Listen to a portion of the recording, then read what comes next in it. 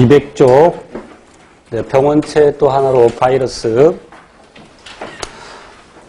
바이러스는 크기가 매우 작습니다. 세균보다 되게 크기가 매우 작죠. 그래서 일반 광학현미경으로는 보이지 않습니다.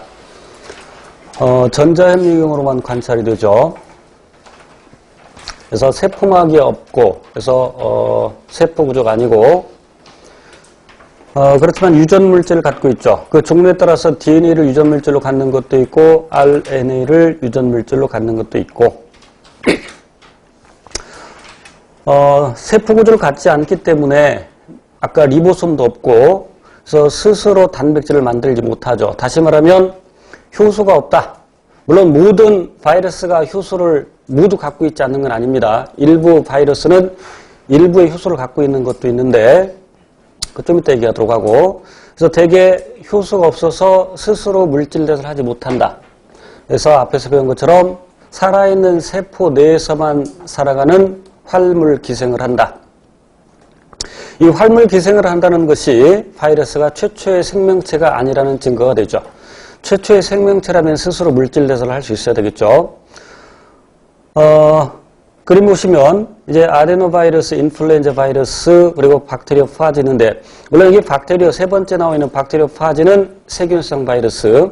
또 그래서 바이러스를 나눌 때 밑에 나와 있습니다만 숙주에 따라서 동물성 바이러스, 식물성 바이러스, 세균성 바이러스 이렇게 나눌 수 있죠. 되게 숙주가 정해져 있죠. 그럼 세균성 바이러스의 숙주는 세균. 그러니까 박테리오 파지가 사람에 기생하지는 않습니다. 자, 그런데 동물에서 예를 들어서 조류독감, 조류 인플루엔자 바이러스, 그럼 그 조류 인플루엔자 바이러스의 경우에는 원래 숙주가 조류였는데 이제 돼지 거쳐서 사람도 숙주가 되죠. 돌연 변이가 일어나기 때문에. 그림 보시면 인플루엔자 바이러스를 보겠습니다. 이 인플루엔자는 독감 바이러스죠. 일반 감기와는 다르죠. 감기와 독감의 차이가 오른쪽 컬럼 중간에 나와 있는데 가운데 두 번째 내용에, 그래서 감기의 원인 바이러스는 매우 다양합니다. 그런데 독감은 인플루엔자 바이러스라고 알려져 있고, 그래서 일반 감기는 백신이 없죠. 그런데 독감은 백신이 있죠. 독감은 그 해에 유행할 바이러스를 예상해서 거기에 맞는 항원을 넣어주는 것이죠. 그래서 3가 백신, 4가 백신 하는 것은 항원이 3가지냐 4가지냐 뭐 이런 뜻이겠죠. 물론 그 백신으로 100% 예방이 가능한 건 아닙니다. 때에 따라서는 독감 백신을 맞아도 독감 걸릴 수 있죠. 물론 사람마다 또 다를 수 있고, 또는 어느 해에는 그 예방률이 현저하게 또 떨어질 수 있습니다. 그 예상이 빗나가는 경우가 있을 수 있죠. 그리고 작년에 독감 백신 맞았어도 올해 또 맞아야 되죠. 왜냐하면 독감 바이러스는 특히 돌연 변이가 많기 때문이죠. 독감 바이러스는 RNA를 유전물질로 갖고 있죠. DNA 바이러스보다는 RNA 바이러스에서 돌연 변이가 더 많죠. DNA 복제에 관여하는 DNA 중합 효소는 복제 오류를 수선할 수 있습니다.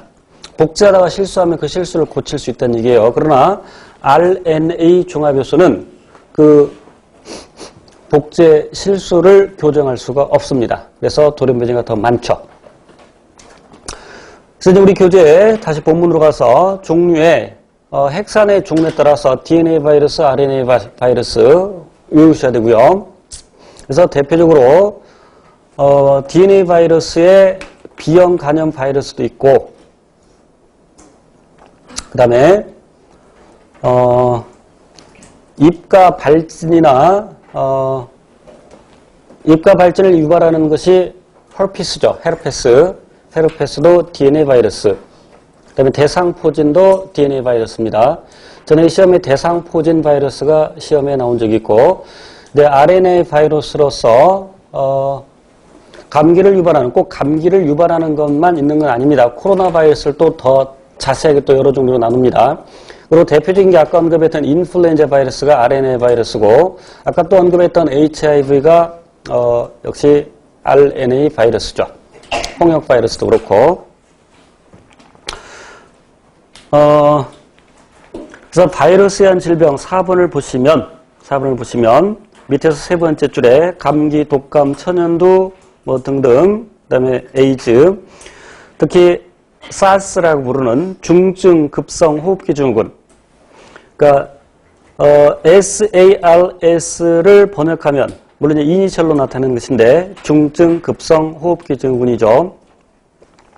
severe가 심각하다는 뜻이고 severe 그러니까 중증, 그다음에 acute 급성의 이런 뜻이죠. R은 respiratory 그래서 호흡기의 이런 뜻이고 S는 syndrome 증후군. 그래서 이니셜로 SARS 그래서 SARS라고 하고 중증 호흡기 증후군. 그다음에 최근 문제가 되고 있는 중동 호흡기 증후군, Middle East 중동 Middle East Respiratory Syndrome 그래서 중동 호흡기 증후군. 이런 것도 다 RNA 바이러스입니다. 자, 그래서 쭉 읽어보시면 되겠고. 201페이지로 가서 그럼 바이러스 질병은 어떻게 치료하느냐? 항생제로 치료할 수가 없죠. 그러니까 항생제는 대개 세포벽의 형성을 억제하는 그러니까 아까 얘기했던 펩티드 글리칸 합성 요소를 제어하거나 또는 70S 리보솜에 작용해서 단백질 합성을 억제한다고 그랬어. 항생제가.